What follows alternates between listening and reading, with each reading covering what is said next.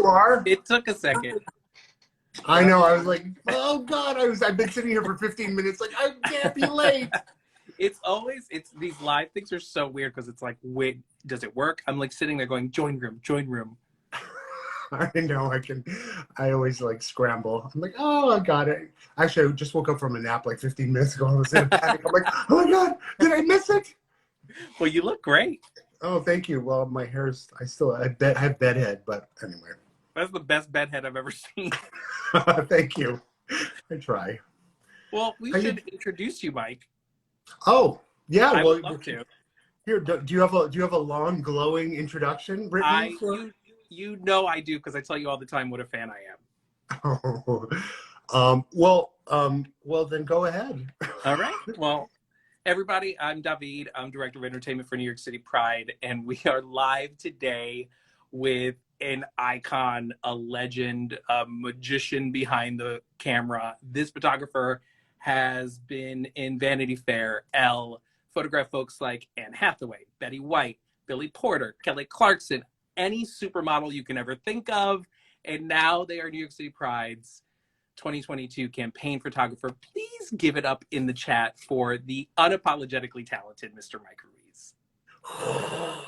Oh, thank you. That is a pretty glowing introduction. Thank you, David.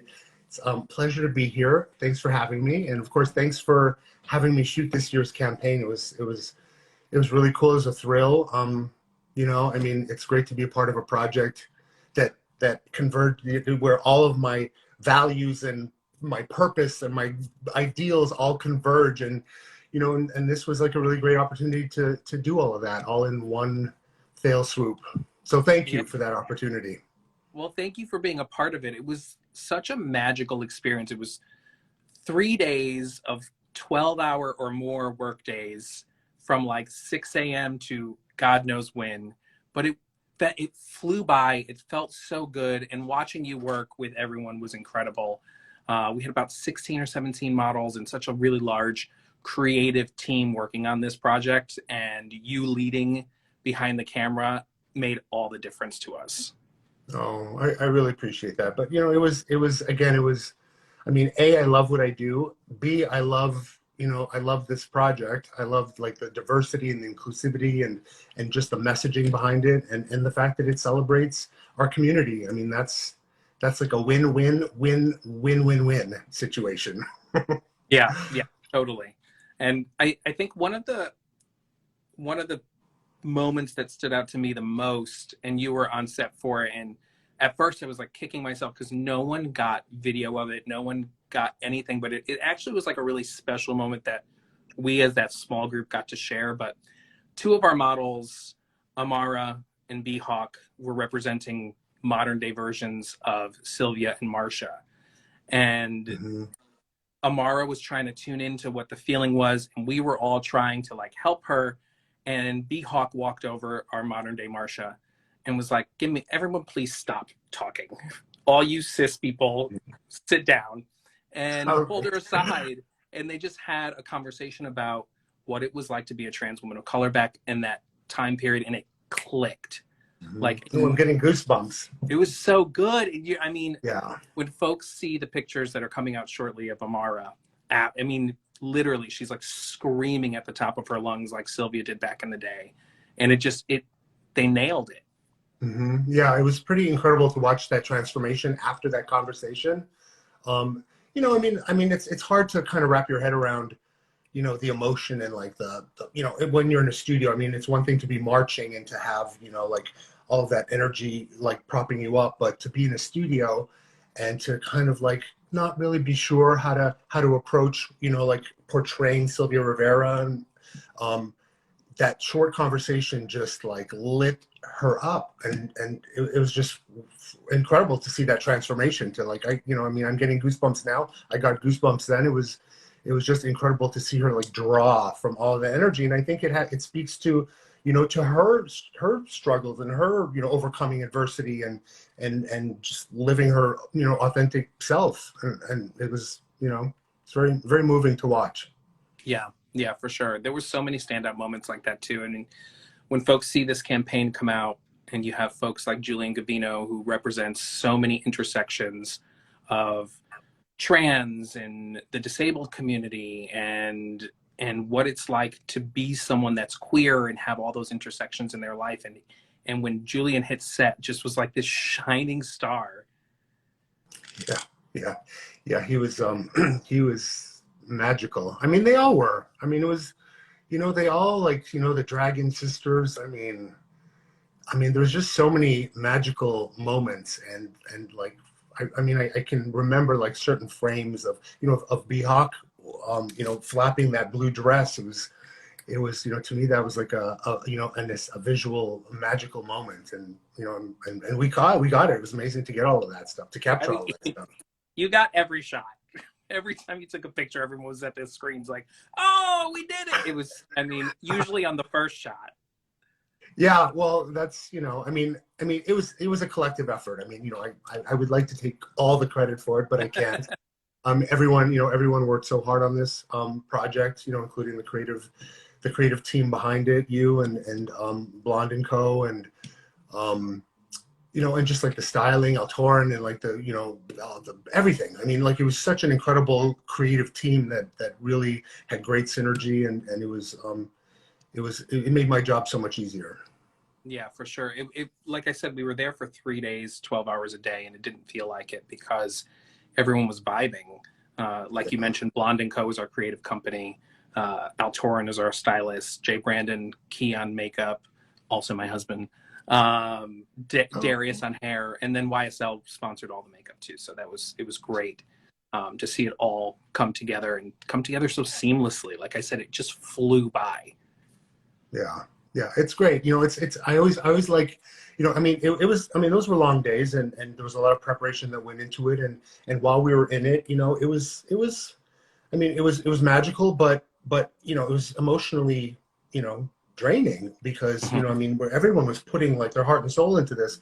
So, I always love leaving a job feeling a little melancholy, like when it's over, like, because I know that's, like, there's some jobs where I'm like, oh God, thank God that job is over.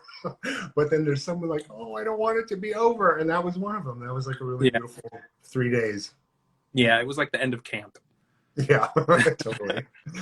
Yeah, but now it's being put out into the world. Everyone is getting to see it. Like, I've seen bus shelters all over the city, and I mean, it's amazing to see from our first conversation, our first Zoom call, to the whole arc of all the production and all the work that went into it, to like actually see it like out in the world. So I always love that. Out there. Billboards, bus shelters, it is out there.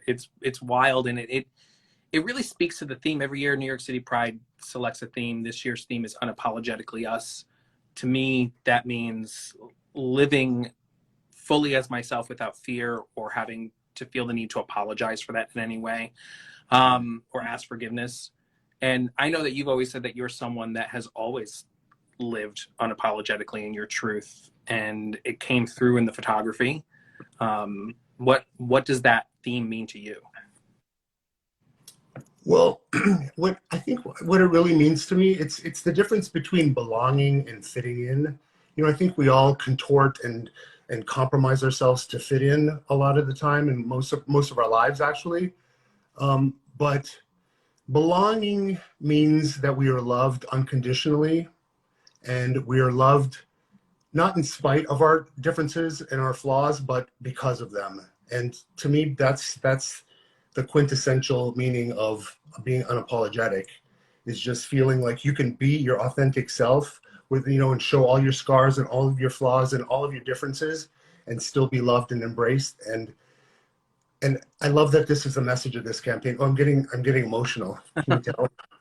my voice goes up an octave when I get emotional, but that's what it is, because that's been my journey. Like, I say that I've lived unapologetically my whole life, but I've struggled with stuff. I've tried to fit in. I've tried to fit in, from being heteronormative to fitting in certain aspects of even the gay community. And then I finally decided that I can't do it anymore. I literally just have to be myself, and whatever that means, whatever repercussions there are from being myself. People don't like me or whatever. But I just feel like I'm not willing to compromise who I am anymore, and nor should anybody, in our community, and nor should anybody, who did this campaign. And that's the theme of this campaign being unapologetic is, it encapsulates all of that for me. Yeah, and I think it resonated for everybody on the set that it was a safe space. I don't feel like anyone, I hope no one felt coming into that space in any way, shape, or form like they had to fear or hold anything back. I feel like everyone just threw it all out there.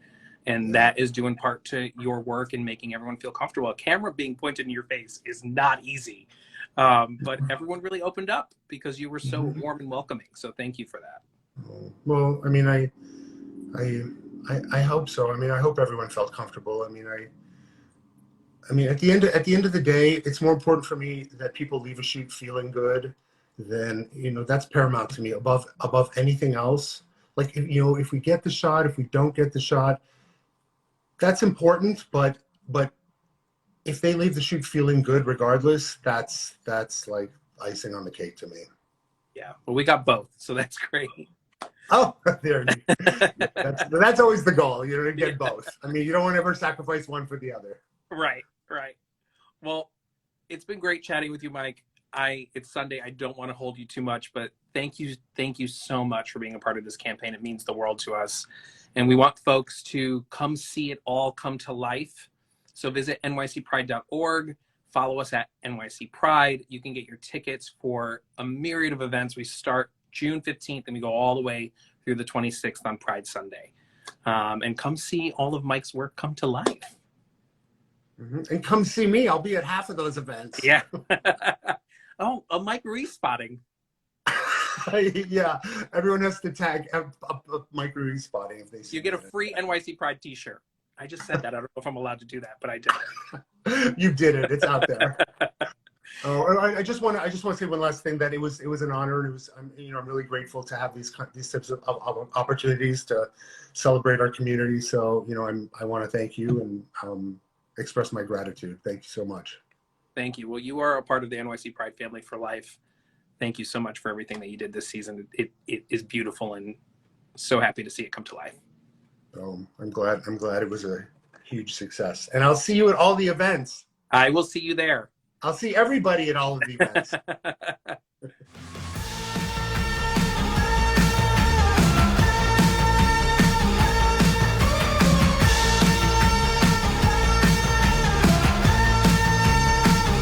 I will see y'all there.